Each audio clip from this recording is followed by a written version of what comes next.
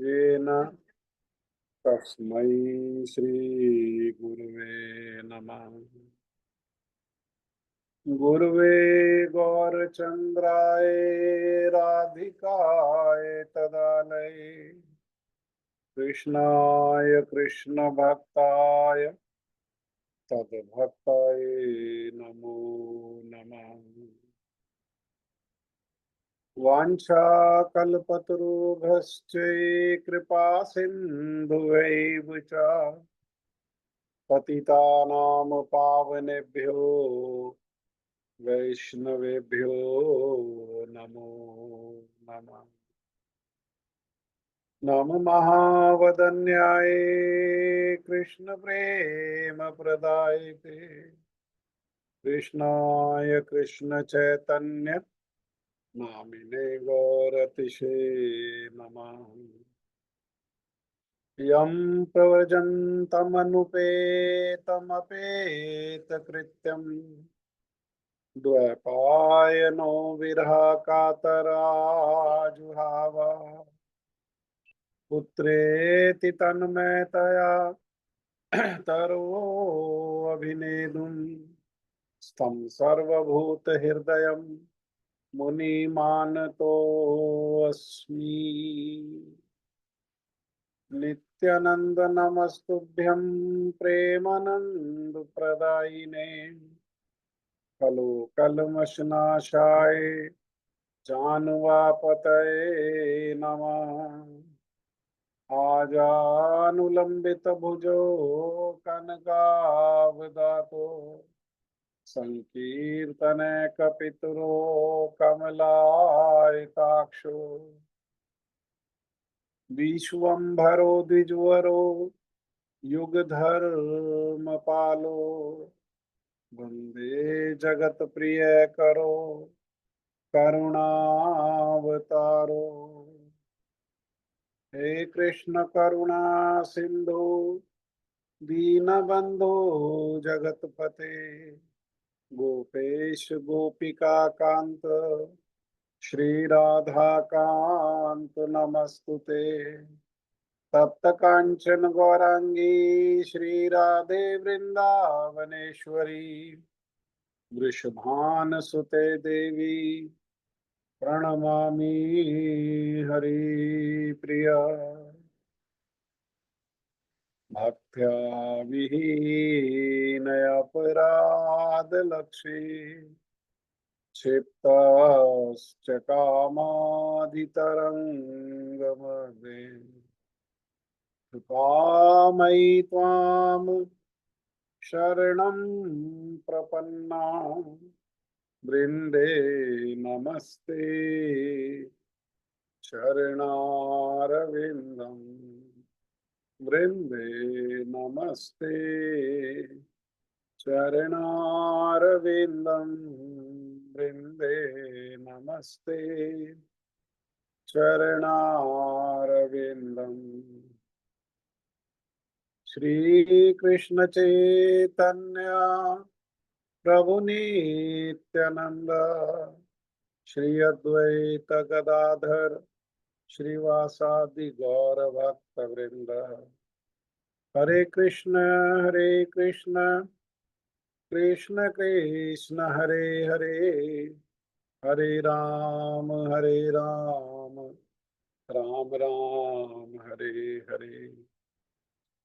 मैं सबसे पहले मेरे गुरुपाद पद्म नित्य लीला प्रविष्ट ओम विष्णुपाद परमहंस परिव्राजकाचार्य अष्टोत्तर शतयुगाचार्य श्री श्री मद्भक्ति वेदांत शील नारायण गोस्वामी महाराज जी के अभय चरणारविंद में अनंत कोटि दंडवत प्रणाम करते हुए उनकी कृपा याचना करता हूँ।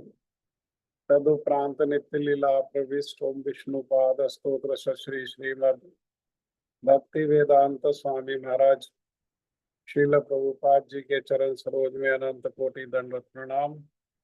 रूप अनुग गुरु परंपरा के चरणों में अनंत कोटि दंडवत प्रणाम। कथा के श्रोता वृंद वैष्णव वैष्णवी माता भाई बहन प्रभु आप सभी का हार्दिक अभिनंदन। और आप सभी को यथा योग्य प्रणाम। श्रीमद् भगवत गीता द्वितीय अध्याय श्लोक संख्या 39। श्लोक संख्या 39 में भगवान श्री कृष्ण अर्जुन के माध्यम से हम सभी लोगों के मंगल के उद्देश्य से हमारे लिए कह रहे हैं, एषा ते अभिहिता सांख्ये बुद्धिर्योगे तु इमां शृणु बुद्धया युक्तो यया पार्थ परम बंधनं प्रहास्यसि। एषा ते अभिहिता सांख्ये बुद्धिर्योगे त्वयिमां शृणु बुद्धया युक्तो यया पार्थ कर्म बंधनम प्रहास्यसि। बोलिए, आप कहिए। एषा ते अभिहिता सांख्ये बुद्धिर्योगे त्विमां शृणु बुद्ध्या युक्तो यया पार्थ कर्मबन्धं प्रहास्यसि। हरे कृष्ण प्रभु जी। हरे कृष्ण। ईशा ते अभिहिता सांख्ये बुद्धिर्योगे तु मां शृणु बुद्ध्या युक्तो यया पार्थ कर्म बंधं प्रहास्यसि। हरे कृष्णा प्रभु जी, दंडवत प्रणाम। हरे कृष्ण जी। बोलिए डॉक्टर दीदी।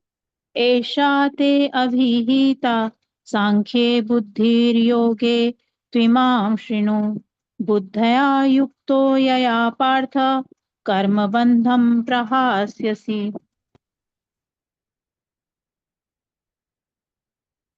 और कौन कुछ कहना चाहते हैं, बोलना चाहते हैं? एषा ते अभिहिता सांख्ये बुद्धिर्योगे त्विमां शृणु बुद्धया युक्तो यया पार्थ कर्मबन्धं प्रहास्यसि।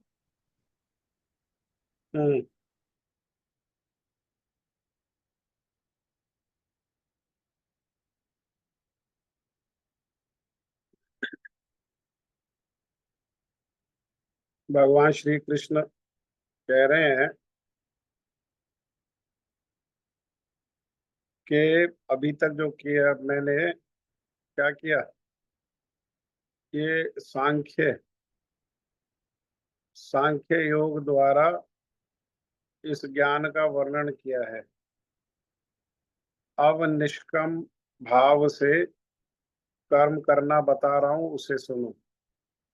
हे प्रथा पुत्र पार्थ, तुम यदि ऐसे ज्ञान से कर्म करोगे तो तुम कर्मों के बंधन से अपने को मुक्त कर सकते हो।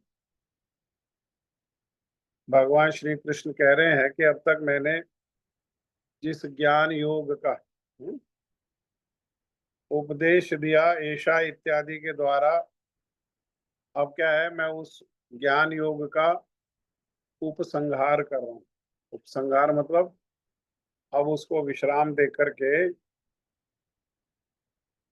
जिसके द्वारा किसी वस्तु का तत्व भली भांति प्रकाशित होता है, उसे सांख्य या सम्यक ज्ञान कहते हैं। सांख्य का पर्याय क्या है? सम्यक।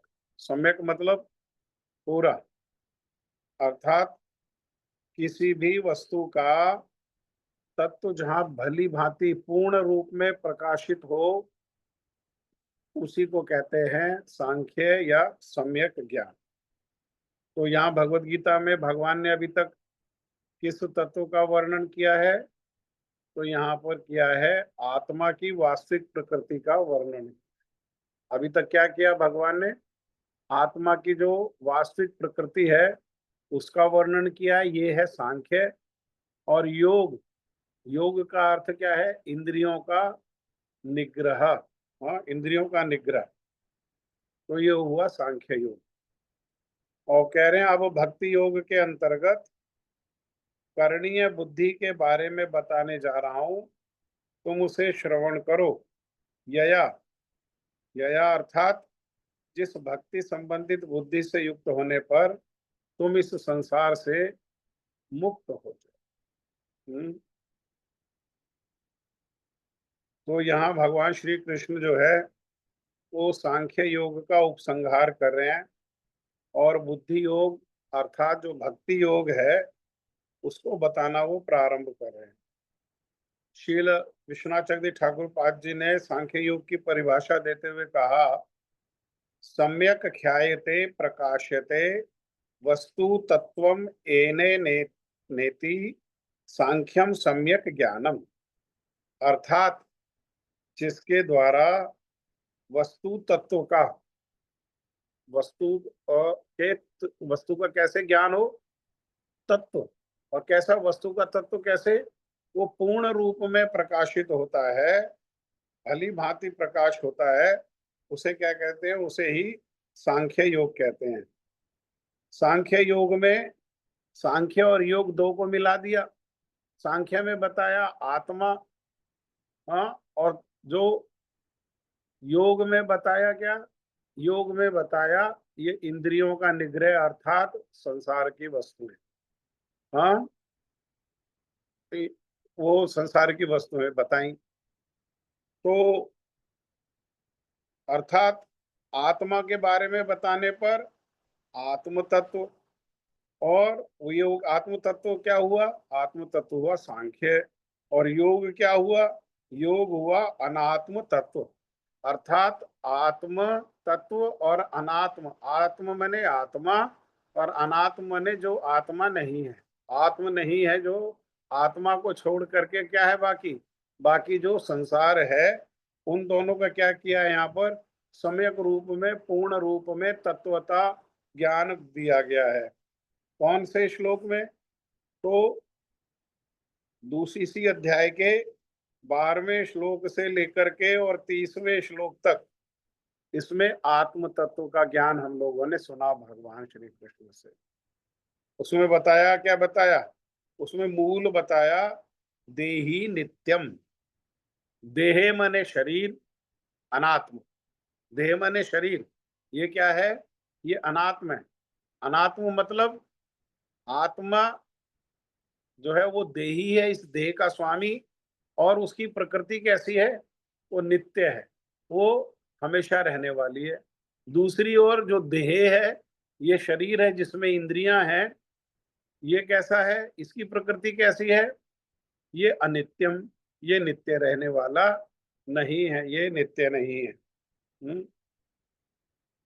तो दूसरे अध्याय के 12 से दूसरे अध्याय के 30वें श्लोक तक आत्म तत्व के जो अलग अलग पहलुओं का वर्णन किया। आत्मा क्या है, आत्मा क्या साइज भी बताया कि आत्मा का साइज कितना सूक्ष्म है, आत्मा के गुण बताए, लक्षण बताए, और आत्मा किस प्रकार से एक शरीर से दूसरे शरीर में जाता है ये भी बताया। और फिर ये जो अनात्म तत्व, अनात्म माने ये शरीर, इस शरीर के बारे में भी बताया अलग अलग। इस शरीर के बारे में कौन से श्लोक से कौन से श्लोक में बताया?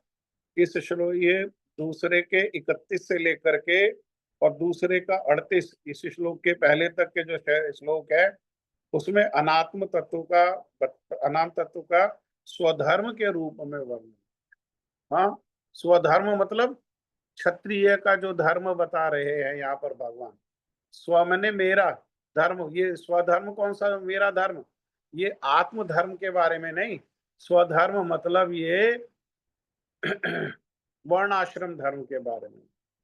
अरे तुम, भगवान ने बोला ना कि तुम सुख दुख से ऊपर होकर के और क्या करो? युद्ध करो, क्योंकि तुम क्षत्रिय हो। तुम क्षत्रिय होने के नाते तुम्हारा क्या कार्य है? युद्ध करना है। युद्ध नहीं करोगे, क्षत्रिय धर्म का पालन नहीं करोगे तो तुम कलंकित होगे, तुम्हारे जो है अकीर्ति होगी, लोग हंसेंगे, लोग मजाक उड़ाएंगे। किस चीज का? किस चीज का? आत्म तत्व का नहीं। अनात्म का। किसका मजाक उड़ाएंगे? अरे ये संसार, ये शरीर और इस शरीर से संबंधित वस्तुओं का, दो चीजों का, है ना। तो ये क्या है? ये माइक है। लेकिन अब क्या बताने जा रहे हैं भगवान? अब कह रहे हैं मैं भक्ति संबंधी बुद्धि योग में निष्काम कर्म का अनुष्ठान, दो चीजें हैं भक्ति योग। एक क्या है? एक तो भक्ति योग है शुद्ध भक्ति, जिसमें श्रवण कीर्तन आदि के द्वारा जो है ये शुद्ध भक्ति है। और दूसरे प्रकार का क्या है योग? दूसरे प्रकार के क्या है? दूसरे प्रकार की है ये निष्काम कर्म का समर्पण। निष्काम कर्म का समर्पण, दोनों में भेद है। अगले श्लोक में क्या भेद है दोनों में ये हम सुनेंगे। लेकिन भगवान अब क्या बताने जा रहे हैं? भक्ति बताने जा रहे हैं, लेकिन भक्ति का एक अंग, वो कौन सा अंग? जो मुख्य नहीं है, जो गौण है। मुख्य क्या है? मुख्य है भगवान के बारे में श्रवण कीर्तन जो है आदि जो है ये मुख्य है। और गौण क्या है? गौण है निष्काम कर्म को भगवान के चरणों में समर्पण। ये भक्ति जैसा ही दिखता है, लेकिन ये शुद्ध भक्ति नहीं है। क्यों? क्योंकि शुद्ध भक्ति गुणातीत होती है। और ये जो निष्काम कर्म का समर्पण है ये क्या है? ये सतोगुण के, सतोगुण की प्रधानता है इसमें। ये सतोगुण के निकट है। भक्ति होते हुए भी कैसा है? ये सतोगुण के निकट है। तो अब इसके बारे में ही बताएंगे। लेकिन ये करने से भी भक्ति का शुद्ध भक्ति नहीं करने पर भी भक्ति की जो गौण है, गौण भक्ति करने पर भी क्या होता है? गौण भक्ति करने से भी कर्म बंधन अर्थात संसार बंधन जो है वो विनष्ट हो जाता है। ईशोपनिषद में इस सिद्धांत की पुष्टि की गई है। ये जो सिद्धांत है ईशोपनिषद में इसको बताया है। ईशावास्यम इदम सर्वम यत् किंच जगत्याम जगत तेन त्यक्तेन भुंजिता माग्रत कस्य वित्सुद्धनम कुर्वेन कुर्वेन एन कुर्वेन एव हि कर्माणि जिजी विशंछतम समा एवं त्वयि नान्यथ अब तो अस्ति ना कर्म लिप्यते नर। इसका अर्थ क्या है? इसका अर्थ है कि ये चराचर संपूर्ण जो विश्व है ये भगवान का है। और इसके भोक्ता कौन है? स्वामी भगवान है। और भोक्ता भी कौन है? तो भोक्ता भी स्वामी भगवान है। ये जो चर और अचर, हाँ, जो संपूर्ण जो जगत है ये एकमात्र भगवान के द्वारा भोग्य है।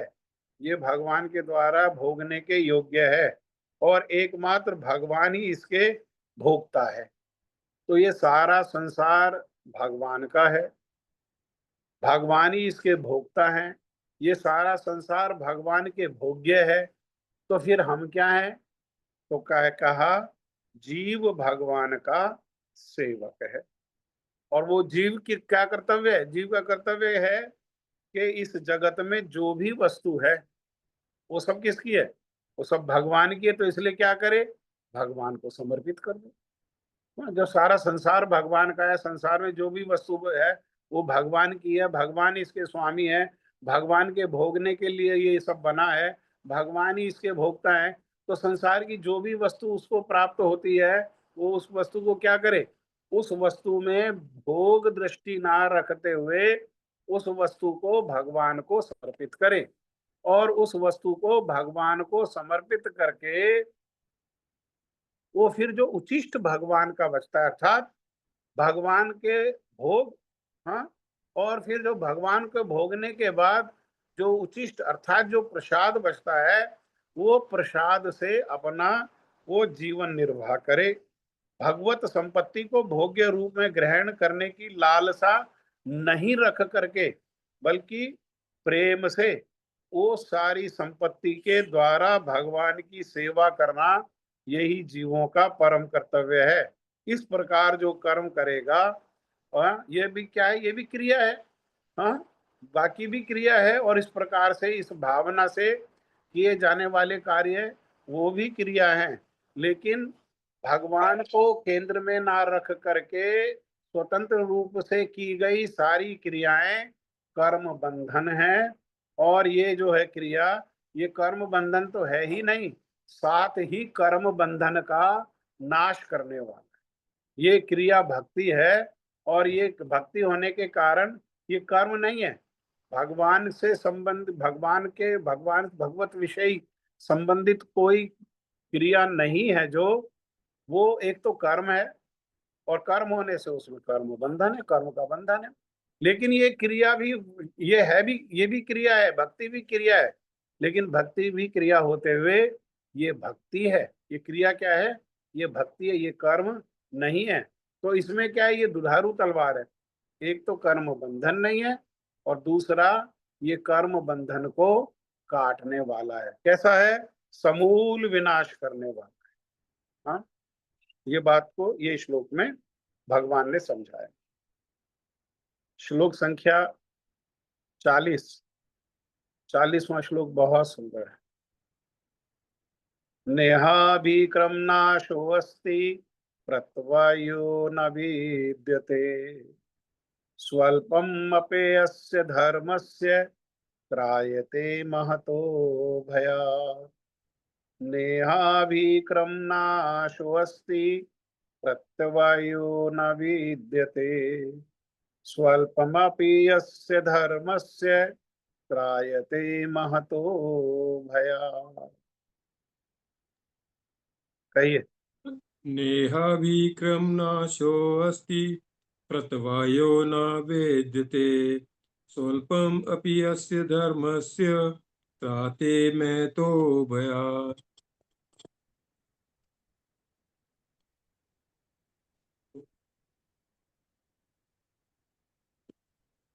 नेहाभिक्रमनाशोऽस्ति प्रत्यवायो न विद्यते स्वल्पमपि अस्य धर्मस्य त्रायते महतो भयात्। नेहाभिक्रमनाशो अस्ति प्रत्यवायो न विद्यते स्वल्पम् अपि अस्य धर्मस्य त्रायते महतो भयात्।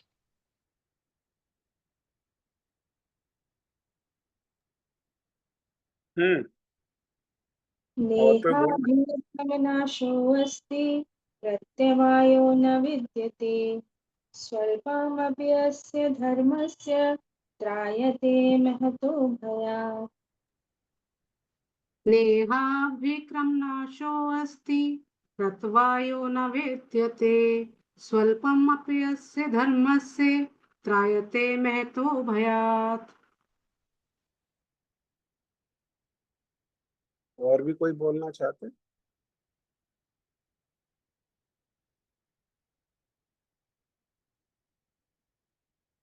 नेहाभिक्रमनाशो अस्ति प्रत्यवायो न विद्यते स्वल्पम अपि यस्य धर्मस्य त्रायते महतो भयात्। अब भगवान ने कहा मैं भक्ति का बारे में तुम्हें बताने जा रहा हूं। भक्ति का भी अभी गौण जो भक्ति है उसको बताने जा रहे हैं, मुख्य भक्ति आगे जा करके बताएंगे। लेकिन भक्ति की कैसी चमत्कारिता है, भक्ति की कैसी महिमा है, वो पहले उसी को स्थापित कर रहे हैं। हाँ, के बाकी कार्यों को पूरा करना पड़ता है, पूरा करने पर ही फल मिलेगा। फल पूरा करने पर भी फल कितना मिलेगा, आंशिक मिलेगा, पूर्ण मिलेगा, क्या सुख में मिलेगा, दुख में मिलेगा, कलेश में मिलेगा, ये कोई नहीं जानता है। लेकिन भक्ति का कह रहे हैं कि मान लो किसी ने भक्ति प्रारंभ किया और भक्ति प्रारंभ करके पूर्ण नहीं कर पाया, और पूर्ण नहीं करने के कारण उसका ये अपूर्ण कार्य छूट गया। तो क्या अपूर्ण कार्य बीच में ही जो छूट गया, बीच में ही जो छूट गया या छोड़ दिया, कुछ भी माने, छूट गया या छोड़ दिया, हाँ, अपने स्वभाव से, अपने किसी गलत आदत से, अपने किसी निजी कारण से छोड़ दिया, या तो इस प्रकार से छोड़ दिया या छूट गया, तो दोनों ही प्रकार से जो है वो कह रहे कि इस प्रयास में अगर छूट भी जाए तो भी क्या होगा, पाप लगेगा। हाँ, कह रहे नहीं, पाप नहीं लगेगा, ये जो प्रयास है, इस प्रयास में ना तो हानि होती है, प्रतवायु ना ही ह्रास होता है। प्रतवायु का क्या है, ये दो अर्थ है। प्रतवायु में मतलब प्रतवायु न विद्यते, कि भाई ना तो कोई दोष लगता है, ना तो कोई पाप लगता है, और प्रतवायु मतलब ना कोई ह्रास होता है, बल्कि इस पथ पर की गई, इस रास्ते पे की गई अल्प, हाँ अल्प जो है बहुत कम प्रारंभ ही की गई जो भक्ति भी है, वो जीवन में बहुत महान भय से रक्षा कर ले, बहुत महान भय से रक्षा कर लेती है। नेहा भी क्रम नाशो अस्ति, इस प्रयास में किया गया जो है उसमें क्रम का विनाश नहीं होता।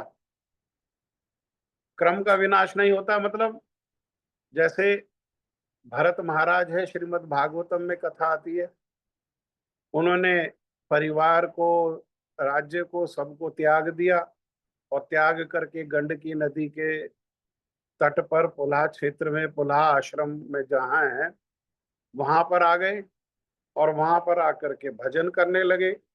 और भजन करने पर भी क्या हुआ, वो हिरण में आसक्त हो गए, और हिरण में आसक्त होकर के भजन छूट गया। आसक्ति एक ही तरफ, मन है एक ही है, मन है एक ही तरफ जा सकता है। वो संसार में चला गया, हिरण में चला गया। हाँ, भरत महाराज का नहीं गया, हमको शिक्षा देने के लिए वो लीला किया है। वो मन जो है भक्ति भगवान के बजाय कहाँ चला गया, हिरण में चला गया, तो भक्ति छूट गई, हिरण में लग गए।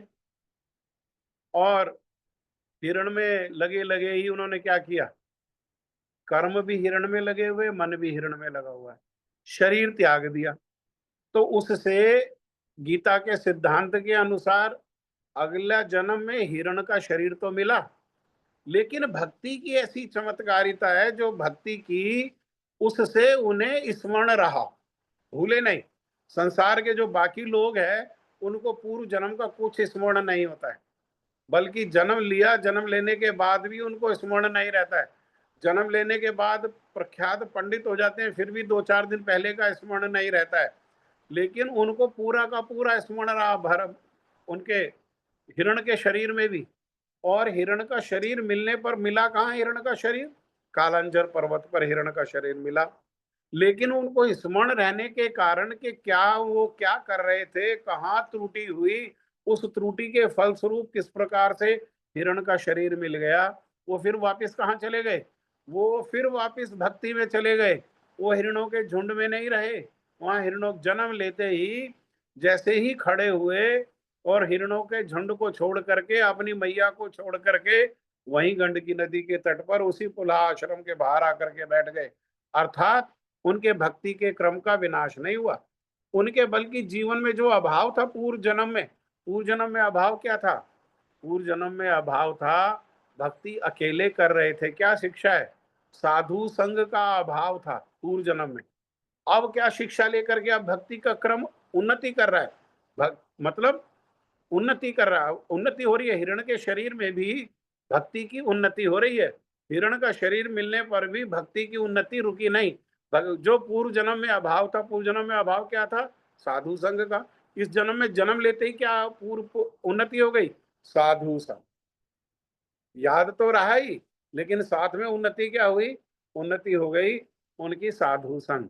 हाँ, साधु संग में, अब साधु संग करते हैं, अब क्या करते हैं, अब कानों को खड़े करके आश्रम के बाहर बैठ जाते हैं, और जैसे हरि कथा होती है दोनों कानों से एक शब्द भी नहीं गिरने देते हैं, दोनों कानों को खड़े करके वो जो हरि कथा होती है उस सारी हरि कथा को सुनते हैं।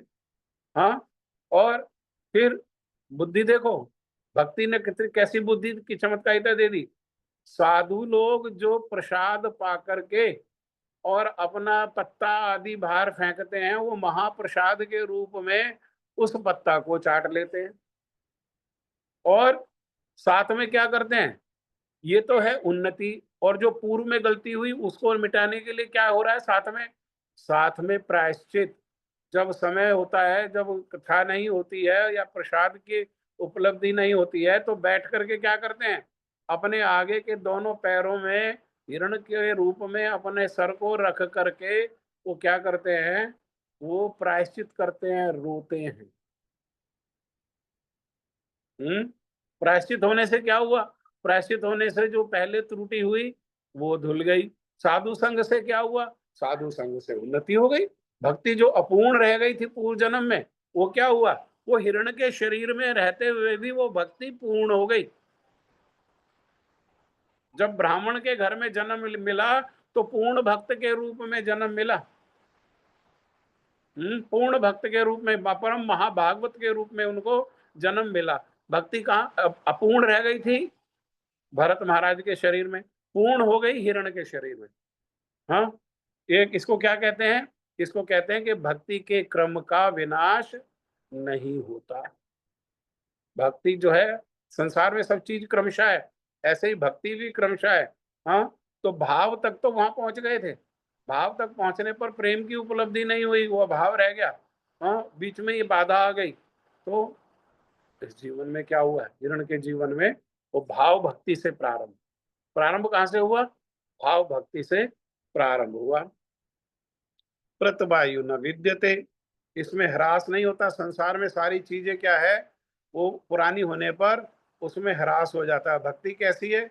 मीराबाई कह रही है भक्ति के लिए, दिन दिन बढ़त सवायो, पायो जी मैंने राम रतन धन पायो। जब राम कहती हैं वो तो कृष्ण है इसका। राम मतलब श्रीमती राधा रानी में रमण करने वाले, ये जो राम है, राम मतलब आनंद देने वाले, राम मतलब सुख देने वाले, राम मतलब शांति देने वाले। हाँ, जब मीराबाई राम कहती हैं तो उसका अर्थ क्या है? उनका कहने का तात्पर्य सीतापति राम नहीं है, उनका कहने का अर्थ है ये ब्रजेंद्र नंदन श्याम सुंदर, हाँ, कृष्ण। ठीक है। पतवायु न विद्यते, और स्वल्प थोड़े से समय किया हुआ जो धर्म का कार्य है, त्रायते महतो भयात, बहुत बड़े महान भय से रक्षा कर लेता है। किसी की रक्षा करी? इतिहास है, हाँ इतिहास। अजामिल ने क्या किया? अजामिल ने क्या किया? अजामिल ने जब युवक था, छोटा था, तो थोड़ा सा इनडायरेक्ट भक्ति का कार्य किया, डायरेक्ट नहीं। उनके पिताजी यज्ञ के द्वारा भगवान का भजन करते थे। हाँ, क्योंकि त्रेता युग की बात है। हाँ, यज्ञ करते थे भगवान के लिए। त्रेता का युग का धर्म क्या है? वो है यज्ञ। यज्ञ करते तो उस यज्ञ में सहायता करते थे। यज्ञ ये नहीं करते थे, यज्ञ करते थे पिताजी, उस यज्ञ में सहायता करते थे। वन जाकर के लकड़ियां ला देना, फल ला देना, फूल ला देना, ये सब सहायता करते थे। इतना ही कार्य किया और फिर क्या किया? फिर वैश्या में आसक्त हो गए। फिर वैश्या में आसक्त होकर के वैश्या से विवाह कर लिया। फिर वैश्या का भोग में ऐसा एक के बाद एक के बाद एक के बाद 9 संतानें हो गई, और 10वां गर्भ आ गया। जब 10वां गर्भ आ गया तो जो वो जो किया अल्प स्वल्प, अल्प का भी जो स्वल्प किया, यहाँ क्या कहा है? स्वल्पम अपयस्य धर्मस्य। अल्प, अल्प का भी जो स्वल्प किया, हाँ, अल्प से भी जो कम, स्वल्प माने अल्प से भी जो कम किया, कितने समय जो किया हुआ कार्य था, त्रायते बहुत महान भय से उसका उद्धार कर दिया। जीवन में सबसे महान भय क्या है? सबसे बड़ा भय क्या है? सबसे बड़ा भय है मृत्यु। मृत्यु से उसका उद्धार कर दिया, मृत्यु से रक्षा कर ली उसकी। हाँ, उसने क्यों? क्योंकि वो जो किया हुआ कार्य है, उसी की प्रेरणा से उसने अपने 10वें बेटे का नाम क्या रखा? 10वें बेटे का नाम नारायण रखा। और नारायण नारायण करके नारायण नारायण का अभ्यास किया, भक्ति का अभ्यास किया।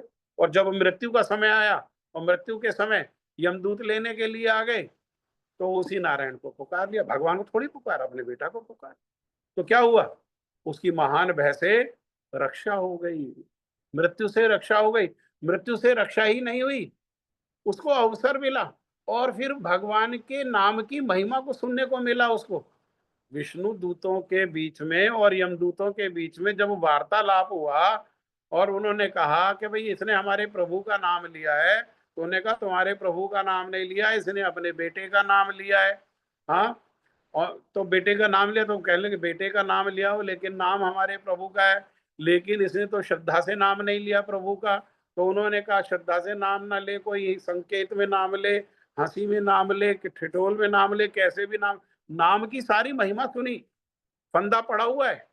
हाँ, और दोनों जो आपस में बात कर रहे हैं, विष्णु दूत और ये यमदूत, उसमें इसने भगवान के नाम की महिमा को सुना। देखो कितनी कृपा है, हाँ कितनी कृपा है, थोड़े भी किया गई भक्ति, भगवान के नाम की महिमा को सुना, और फिर वो भगवान का नाम को सिद्ध कर सके, उसके लिए अवसर भी मिल गया।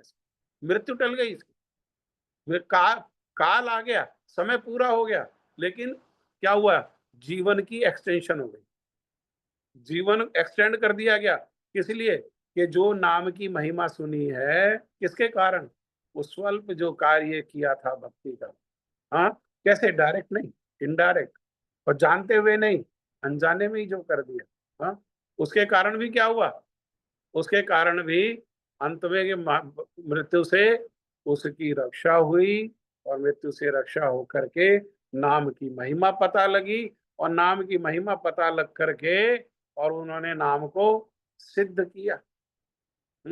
ऐसे ही श्रीमद् भागवतम के 10वें स्कंद में उत्तरार्ध में कथा आती है। हाँ, क्या कथा, द्वारका की कथा है।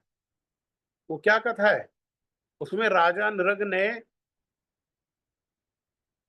क्या किया, दो कार्य किए, एक भक्ति का कार्य किया, और एक जो है संसार में पाप कार्य किया। पाप कार्य क्या किया, वो अनजाने में दान दी हुई गाय को फिर से दान दे दिया, वो अनजाने में किया।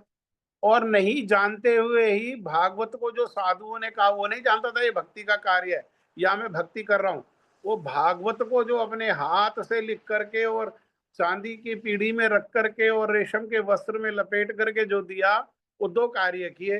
पहला जो कार्य है उसके कारण तो उसको गिरगिट का शरीर मिला, और जो दूसरा जो अनजाने में की गई जो थोड़ी सी भक्ति थी, कितनी भक्ति करी, स्वल्प, थोड़ी सी, हाँ वो भी कैसे, अनजाने में, लेकिन थोड़ी सी अनजाने में की हुई भक्ति के कारण भी उसको क्या हुआ, उसको जो है साक्षात भगवान का दर्शन हुआ। हाँ, बच्चों की, भगवान के पोतों की बॉल चली गई कुएं में, वो अपने दादाजी को बुला के लाए, दादाजी ने क्या किया, वो गिरगिट को बाहर निकाला, दादाजी भगवान है, हाथ का स्पर्श मिलते ही वो उसको, उसकी अपूर्णता खत्म हो गई, उसके दोष सारे खत्म हो गए, और वो नरक के शरीर में फिर वहां सामने आ गया। और सामने क्या है, सामने फिर भगवान दिखाई दे रहे हैं उसको, सामने भगवान दिखाई दे, और भगवान की महिमा गा रहा है, भगवान की महिमा को गा रहा है। तो ये प्रत्यवायुना विद्यते स्वल्पमपि यस्य धर्मस्य त्रायते महतो भयात्, ये श्लोक विस्तार से अगली बारी फिर हम इस श्लोक को ही चर्चा करेंगे। अभी हमारा जप करने का समय हुआ है, तो अभी हम जप कर लें, और जप करने के बाद किसी का अगर कोई प्रश्न होगा तो वो प्रश्न को कर करें।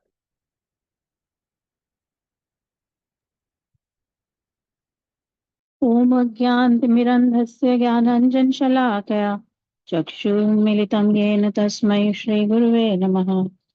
वाञ्छाकल्पतरुभ्यश्च कृपा सिन्धुभैव च पतितानां पावनेभ्यो वैष्णवेभ्यो नमो नमः।